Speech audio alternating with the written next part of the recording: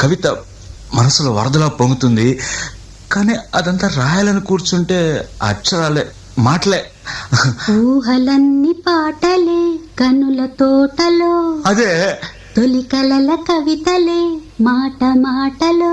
అదే ఆహా బ్రహ్మాండం. కవిత కవిత పాడు. కమ్మని ఈ ప్రేమ లేఖనే రాసింది హృదయమే,